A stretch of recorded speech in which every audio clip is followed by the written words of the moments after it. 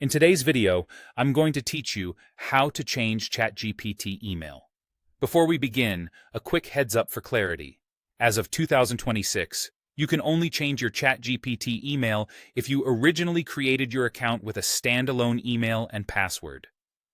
If you signed in using Google, Microsoft, Apple, or a company single sign-on, the platform doesn't support changing the email address, and you won't see an edit option.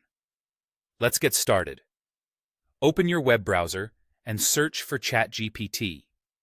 This is a simple way to reach the official site without typing the address. When the results appear, click the correct result for the official ChatGPT site. Double-check the domain and the secure lock icon in your browser to avoid lookalike pages. On the home page, click Sign In. If you're eligible to change your email, you'll want to log in using your email and password, not a social login. Enter your current credentials and continue. Once you're in, locate your profile icon. Depending on your device and the current layout, it's typically in the bottom left on desktop or the top right on mobile.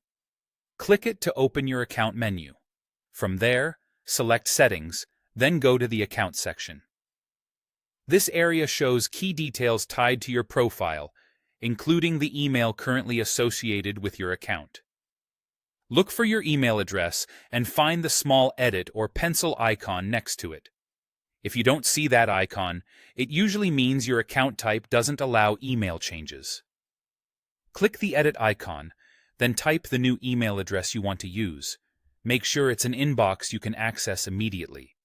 The system will send a verification message to that new address to confirm you own it.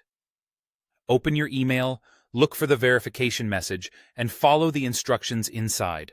If it doesn't arrive right away, give it a minute, then check your spam or junk folder. You can also return to the prompt and request a resend if that option appears. After you confirm the change, you'll be signed out for security.